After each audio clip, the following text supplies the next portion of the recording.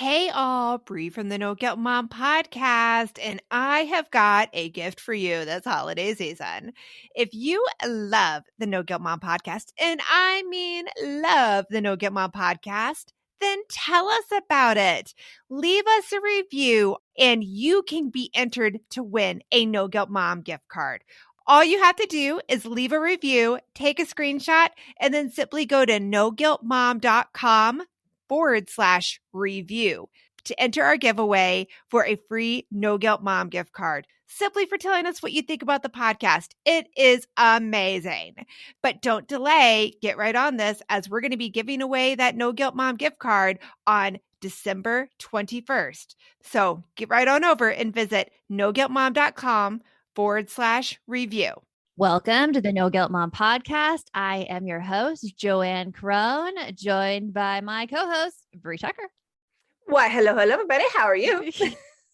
Bree and I are separate today because bam, the sickness has entered my house. Oh my gosh. And it was funny because it started with one, right? Yeah.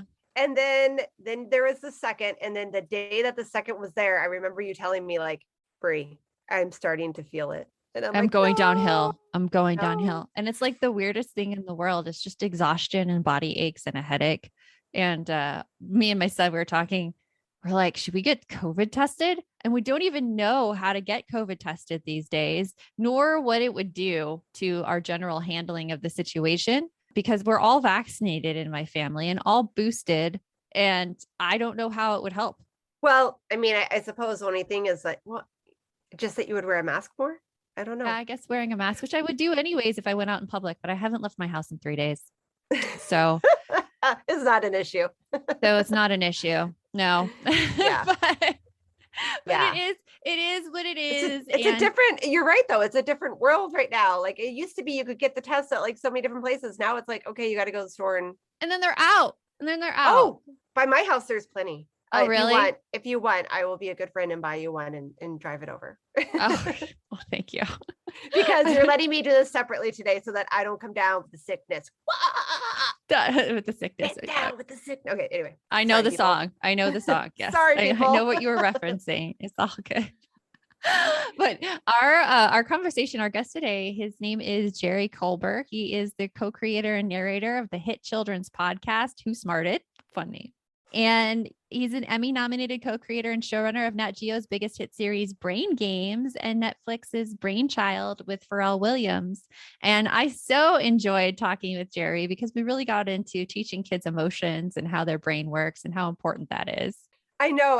Listening to the two of you guys, though, you guys had a really great conversation because, again, starting in the entertainment industry, your prior life, every time you have that prior life, I'm always okay, it's the prior life conversation. It's a lot of fun that you have that alter ego personality, life that happened before this life. I don't have anything fun like that. My life has always been very boring. Oh, it's always it's the former, trying to find the connection of people, in the entertainment industry, because the entertainment industry is actually very small, much smaller than you think.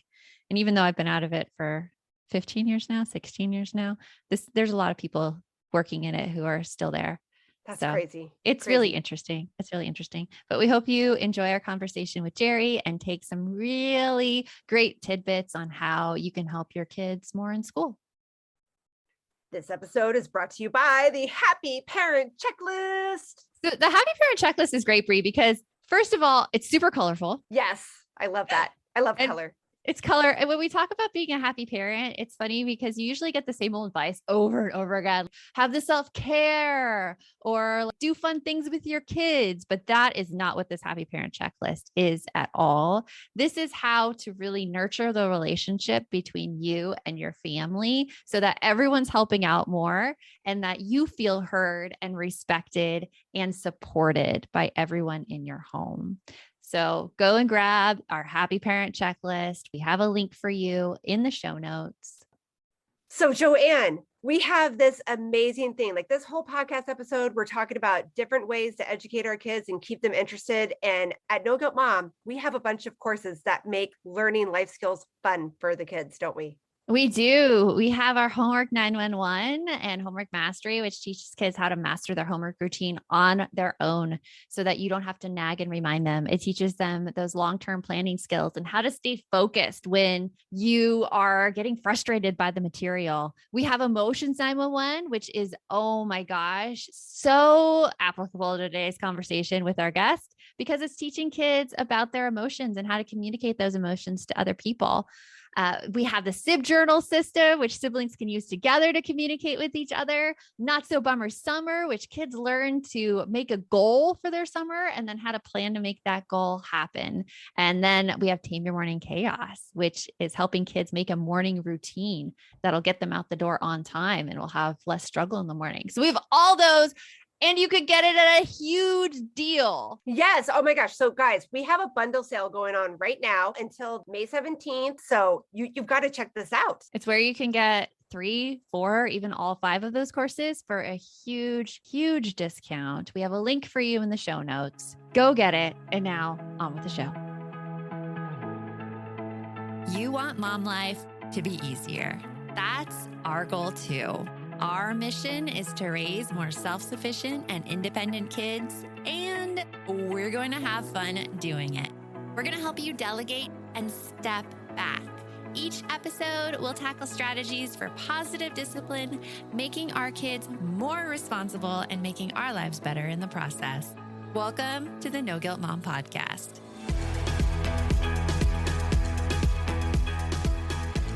Welcome, Jerry, to the No Guilt Mom Podcast. We're so excited to have you here. Thanks, Joanne.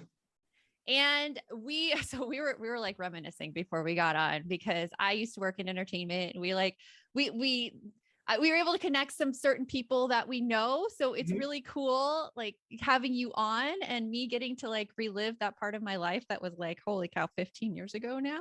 Listening to you guys talk, it was like the 6 degrees of separation. Well, I did this and I knew this person and then this connected to here and then that over there. And it was like this very interesting spider web of interlacing relationships. It's all connected. This entertainment industry is much smaller than people think. So. It is totally small, and you can always find it is playing a game of, the Kevin Bacon, the 6 degrees of Kevin Bacon, because you always are able to know the same people, even if like it was 15 years ago. Yeah. It's insane, but you're still in it and you're doing stuff for kids, and you have a podcast called Who's Smarted. Can you tell us a little bit about how you got into this and especially how you started making kids programming? Sure. So I got into the industry initially as a production accountant, believe it or not. Absolutely no background in accounting. So that was fun. And I kind of got a crash course in how shows are made, but I always wanted to be in the creative side. And so after working in reality television for a number of years, I worked on the first seasons of Queer Eye for the Straight Guy. I did Inked for A&E, Carrie Hart's tattoo show. I was a showrunner on that. And I was a showrunner on a bunch of projects, but I eventually was like, wouldn't it be cool if we could marry what's great about entertainment with educating people? And so I ended up focusing on wanting to work with National Geographic Channel. And when I got to Nat Geo, we created a series there called Brain Games, which became a huge hit for them and ran for, I think, 7 or 8 seasons. And it was a really interesting marriage of neuroscience information, but with like what we would call lean forward entertainment, meaning everything in the show makes you lean forward and want to engage and play along. And it was a real eye-opener to what was possible with a television program for us. Like, wow, you can actually get people to engage and play along. And at the end of the show, they had a good time, but they also felt like they got smarter, whether they did or didn't, but they felt like they learned something. And we, after doing Brain Games for a number of years, we thought, there's so much opportunity for kids to teach them the same kind of stuff about science, about their brains, about psychology. And we looked around and there just, honestly, there still isn't much great live action kids science programming. It's a real giant white space or black hole in entertainment. And so my producing partner, Adam Davis, and I, along with Pharrell Williams and his producing partner, Mimi Valdez, came up with a show called BRAINCHILD. And it was our first very direct foray into children's education, and Netflix ended up buying it and making 13 episodes of it. And we covered everything from how gravity works to how to deal with social media to, planets, to every kind of science topic and topic that was interesting to a kid's life. And kids loved it. And we created curriculum for it that we gave out for free online for teachers, and teachers loved that.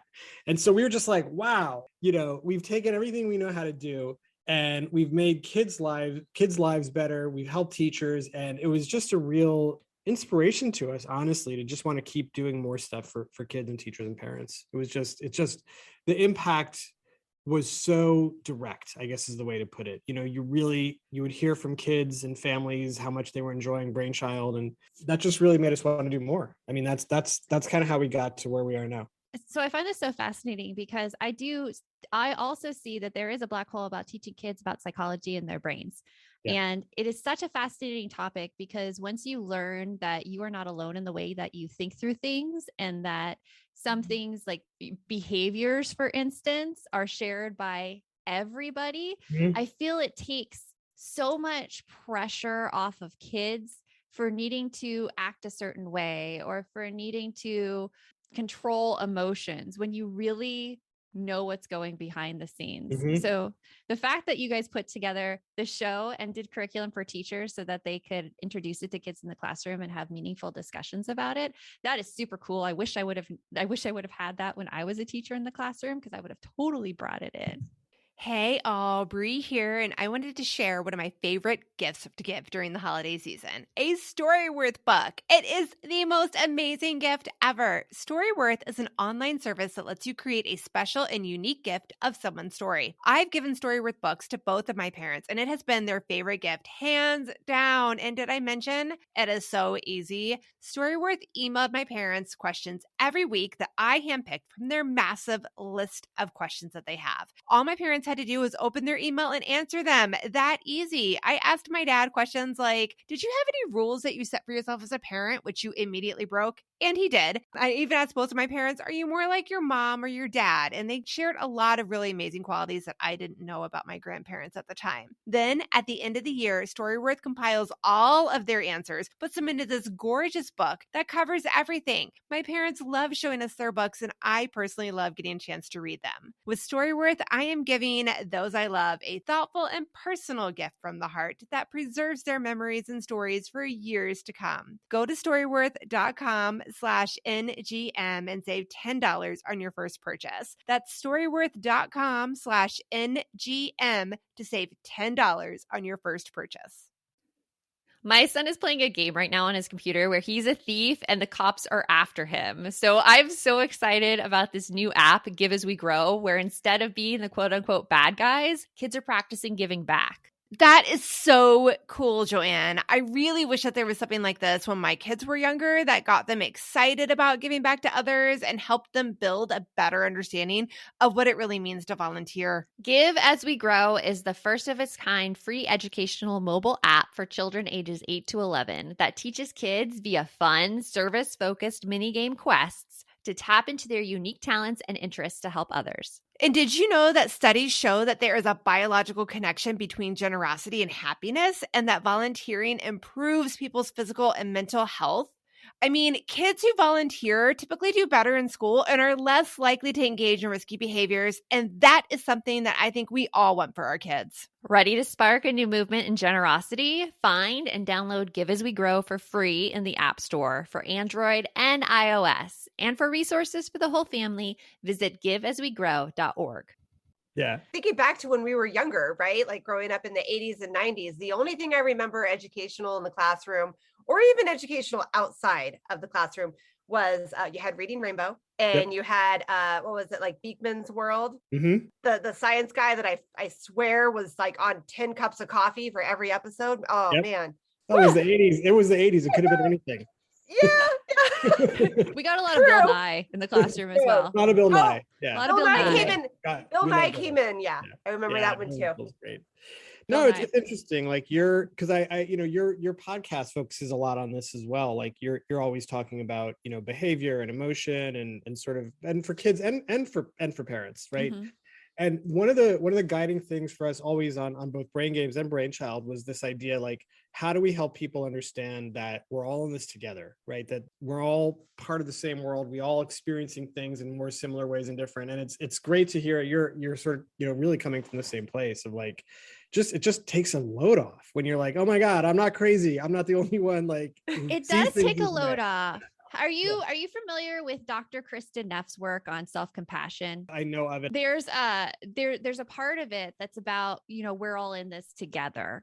And I think that putting this information out there, like what you're doing and what we're doing at the podcast, is like part of this huge kind of healing in society where we stop being so self-critical about how we react to situations and how we react to our kids or how our kids are behaving. And we start giving ourselves a lot more self-compassion because we see that, okay, this isn't something that is shameful in me. I am not like yelling at my kids because there's something shameful in me, or my kids aren't having a tantrum about like not going to bed because there's something wrong with them. This is just human behavior and it's common across everybody. Right. And it's interesting too, especially, when you look at how we grew up here in America, this country in particular has this like myth of like the strong individual who doesn't show emotion and just accomplishes everything on their own. And it's such a lie. It is it is a lie. It is, nobody accomplished anything on their own. Everybody has emotions. And the one emotion that gets celebrated in this country more than any other is anger, right? And particularly like male anger gets celebrated as this like sign of power. And that is such a lie. And it is such a disservice to everyone because we all experience such a range of emotions. And so the more we can talk about that and make that okay, the better. Well, it's so interesting that you say anger, because I would say like male anger from like it is definitely male anger, because on the female side of things, like we're not celebrated for our anger. If we're ever angry, we're out of control. We're called names. We're too emotional. It's really like females on society, especially in careers or anytime we're out in public, you have to keep a lid on your emotions. You have to remain calm, cool, and collected. And that's how you're supposed to be. And so I think that just having all of these emotions be brought to the table, where both men get to experience the wide range of emotions as well as women get to experience the wide range of emotions as well. It's such important work. Like let a guy say, I feel sad, or I'm upset, I'm frustrated, and let a woman be angry. Like, it's like, like everybody has the same emotions. And so the work you guys are doing is really awesome. Like I was, going through some of your podcasts, I was like, oh, this is cool. Like you're trying to like give people like permission to just feel what they're feeling and take care of themselves. And, we're trying to do that with more on the kids side, but it's so important to do for everybody. Get them early. Get them early. Now you're very passionate about the one size fits all approach does not work in learning. And I feel like there's a story behind this about you in school. Like how was it for you growing up in school? I grew up absolutely excited about science and history and all this stuff, but all the things that you're supposed to learn in school. But I was a very bad student. I didn't connect with the way that classrooms were run, because classrooms are run and I had great teachers, right? But classrooms are it's impossible to have individual attention. And if you have kids in a class, some who might be visual learners, some who might be experiential, some who might be audio learners, some might be text learners, it doesn't matter, because you have to learn however the teacher is presenting the material, because that's how the class is set up.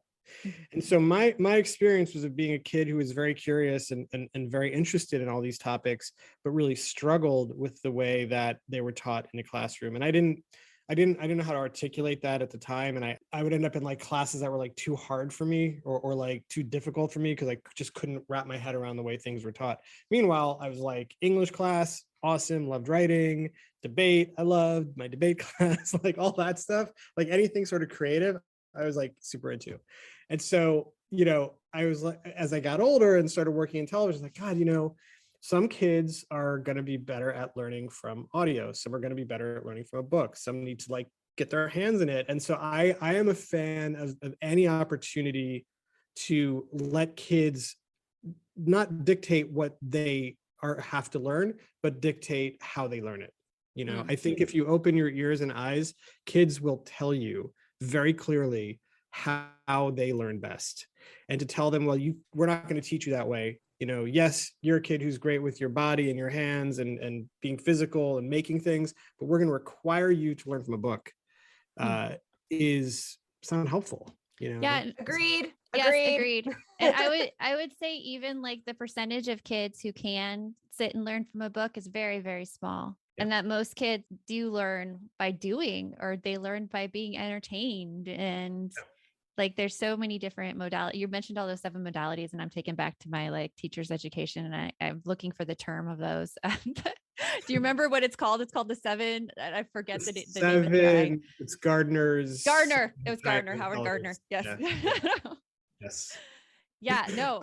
I actually think there's more than 7, by the way. I think there are totally more than 7. And then if we bring in the sensory aspect of it all, of like the interoceptive sense and the feelings of your body, and like, it gets really complicated, and it gets really complicated as a teacher too, because a lot of teachers, like, I mean, when I was in my teacher education program, you're told about Gardner's 7 things, and you're told about how to differentiate learning for all these students. And then you get into the classroom and it's one of you and 30 of them.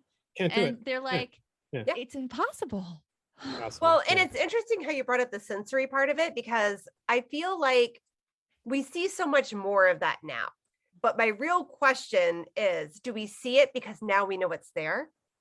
Or like when people like back again, gonna roll back to like growing up in the 80s, being in education in the 80s as a student, I know I was always like, I have a lot of sensory seeking behaviors, and I had to figure out how to work through them, because nobody knew that there were any issues with me except for just like, hey, don't put Brienne by the window and don't let her like, you know, get up too often, or else she'll be doing circles around the classroom.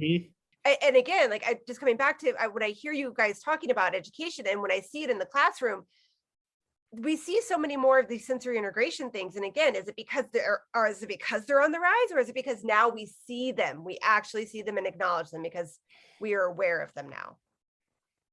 I think it's because we see them. I think they were always there. It's that veil has been lifted, that there is, oh my gosh, we didn't even realize that this was there. And now there's so many more ways you can look at education than, like you just said, like that traditional prescription that we had back in the day. Yeah, I mean, that's, you know, look, one of the things we've heard a lot about Who Smarted is that teachers are using it in classrooms to get kids into a topic. Like, we're not trying to say that this 15-minute podcast is going to teach you everything there is to know, but we were hearing that it's becoming a great way to get kids excited about a topic they might not have been into otherwise. And that's kids who are, you know, looking for, they need that entertainment, or they need the audio. You know, you look at schools like, not, of course, you know, Montessori schools are very special, but, you know, those are schools where kids do great generally, and they're allowed to kind of figure out how they want to learn. You know, they learn the material they need to learn, but in the way that they're best at learning. And I think it's always been there, Brie. I don't think it's new. I think you were one of many kids who just were not, your way of learning just wasn't acknowledged, you know? Right. So you were going, you're like, oh my God, like I'm going out of my mind. And that's why I'm so happy for all these things that you guys are both talking about, like just being more kid forward and thinking about how the different ways that they learn. I just love it. It makes me excited. So that was my whole thing. It's interesting though, too, because even though like this issue is more of at the forefront now, I do still see the old way being played out in schools over and over again. Like Jerry, how you mentioned that you loved English classes and you loved debate, but like the sciences were hard. I constantly gave myself a hard time as a student, because in classes with lectures, my mind would wander and I would miss like huge amounts of material before I even realized I was like daydreaming and zoning out to come back to it. And now I realize through doing this work and through like sensory, it's probably that method wasn't stimulating enough for me and my brain, and hearing auditorily, I can't take that in and pay attention. I need it visually. I need to do it. But I'm seeing that now in my daughter, who is an 8th grader. And she's like, yeah, I probably wasn't paying attention during that part. And she's almost saying it like it's a personal character flaw of her. Right. And I think that's the hardest thing to bridge right now, because we know these exist, and yet the schools are kind of still behind it, not knowing how to implement it, just because of, I think it's just logistics stuff.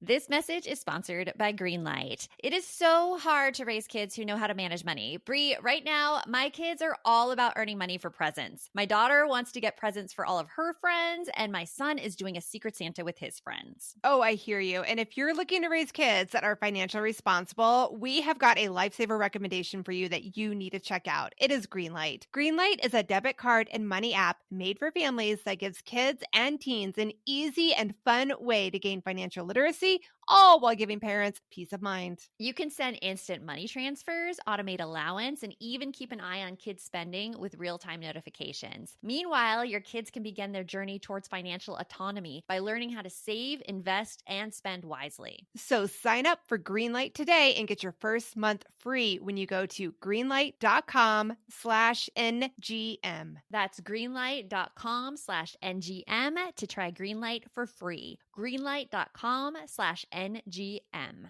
We're hitting that time of year where my brain gets so overloaded in December that I look for anything to make life easier. And I have to say, Bree, that Green Chef is one of those services. Yes, Green Chef is there to take away the dreaded, oh my goodness, what are we going to eat for dinner tonight? You can eat clean all holiday long with over 80 weekly meal options each week, featuring things like quick and easy, protein-packed, calorie-smart, or my personal favorite, the keto options. And you don't have to lose track of healthy eating habits during the holidays, because every Green Chef customer gets a free session with one of their registered dietitians who can walk you through how to make clean eating work for you, which is very cool. And I have to say that I have been loving their recipes lately. They put things together I have never thought of. This week, we're trying the lemon basil caper pork with sauteed cauliflower, bell peppers, almonds, and feta cheese, my favorite. Their recipes make it so easy to support my wellness goals without skipping on flavor. For Green Chef's best deal of the year, get $250 off with code NGM250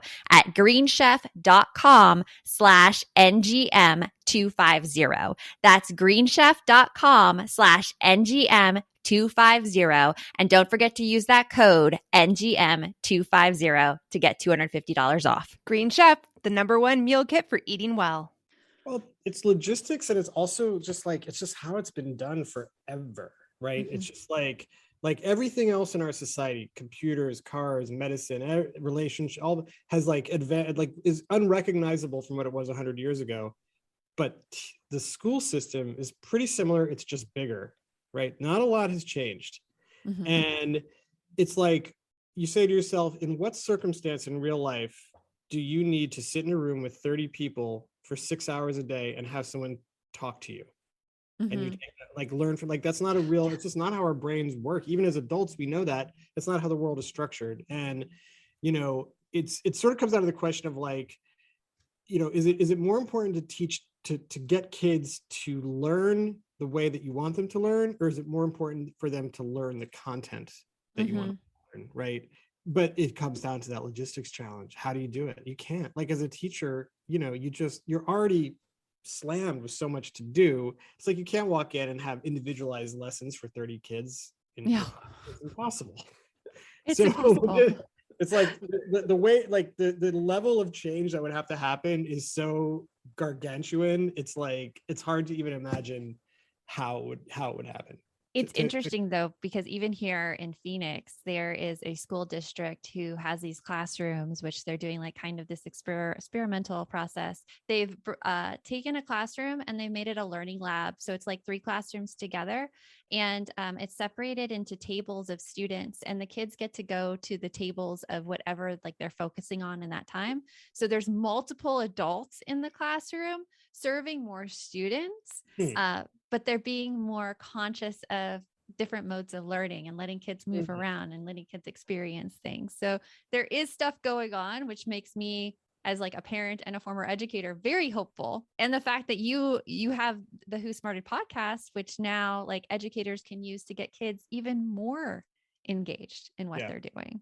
Yeah, it's interesting because, that system you're talking about in Phoenix, the more you can make learning a conversation, the more likely a kid is to engage in it and remember it. And that it's also, we just looked at so much research around this, and kids, it's just shown over and over, kids can comprehend audio and conversation at a level about 2 grades above what they can comprehend from reading.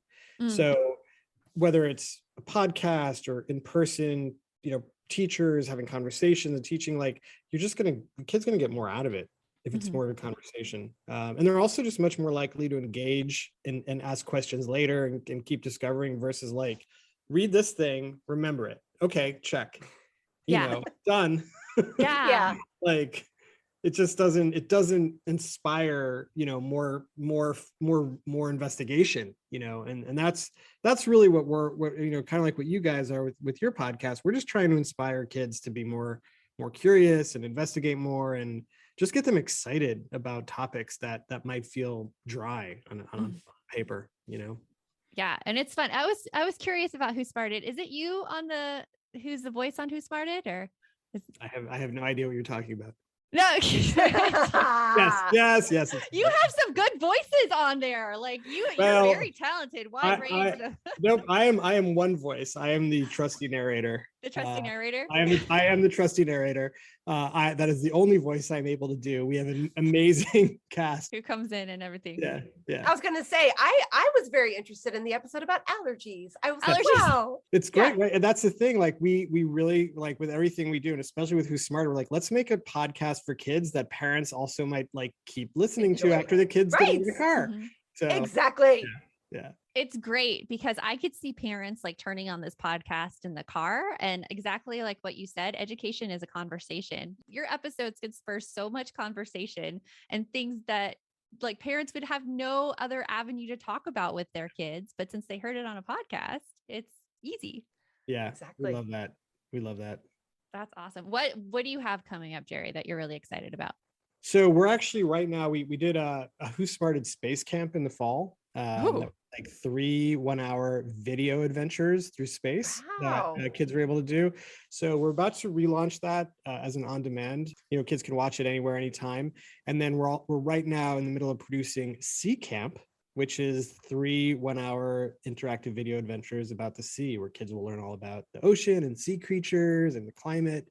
And they get to go in a submarine and sail on the sea. So it's we're trying to basically extend Who Smarted, which is totally free, into these camps you have to pay for, but it's a way for us to support the podcast and keep doing more. So so far people have loved them, so we're doing more of those. How do people find out about those camps? They can sign up for our newsletter at whosmarted.com, which not only will you learn about the camps, but we will send you 3 times a week a ton of great science activities for kids and adults to read about, learn about, and do together. So yeah, they can sign up for free anytime on our website. That's perfect. Yeah. Very cool. Well, it was great talking to you, Jerry. Thank you so much for coming on. And I'm going to find a Who Smarted episode to listen to with my son. Awesome. Your son's going to love that. And you know what? I will listen to Who Smarted when I pick up my kids, because I'll be honest, I'm normally listening to like parenting podcasts or books on Audible. And my daughter, who's also in 8th grade, will get in the car and be like, oh, this again. So I'm gonna listen to something else and be like, okay. She does pick it up, right? Like they do pick it up. Yeah. Yes, for sure. Pick it up. So we'll talk to you soon. Thank you. Cheers. Jerry, was so fun to talk to you. And we had so many similar, I don't know, would you call it beliefs about education and the teaching of emotions? I would say that we philosophically align very well on a lot of things, but especially with teaching, like our philosophies on what's the best way to educate kids, and that you can't fit them all into the same mold. Like you can't do the same thing that for every single child. And we talk about this all the time with parenting too, right? Like you don't have the same parenting technique that's going to work with every single child every single time. So why would we think that we could, teach our kids all the exact same way? There needs to be some variation. There needs to be fun. There needs to be interest to kind of, and I think that sometimes when it comes to teaching as parents, we get concerned that our kids are having like too much screens, but really it's not about the screens. It's about grabbing their interest, sparking that interest so that they will continue to learn and have that curiosity as they grow older, as they continue on, even in that grade and that class. Yeah, it is something that came to my mind when he was having this discussion about teaching is when I was a teacher, I used to be very sensitive when people outside of the teaching profession would be like, schools aren't run the right way and schools need goals or they need benchmarks or they need data or whatever. And I would hear all those talks about school reform and I'd be like, you have no idea what it's like to be in the classroom. Like, no idea. Like, you cannot measure kids by the number. You cannot set like a goal like you do in business to have so many sales. Like, you cannot apply that to a child. It doesn't work that way. Yeah. But at the same time, there is like transformations that could be taken in the schools that would help kids learn better, but that they like, I felt as a teacher, if I heard this, I would be so resistant to this conversation because of how hard it is as a teacher right now and how stressful it is and how many things you have to keep going. And I hope that teachers listening, like hear this conversation and don't judge themselves about what they should be doing, because I don't think it is anything the teachers are doing. I think it's simply a system that needs to be reevaluated so that teachers can perform at their best and so that kids can perform at their best as well. Yes, 120%. Yes. I have many opinions in education, many opinions. So, but we know we have an ally, and he's in the entertainment industry, Jerry. And Jerry's going to keep working on this. So we hope you guys loved this podcast as much as we did. Remember, the best mom's a happy mom. Take care of you, and we'll talk to you later. Thanks for stopping by.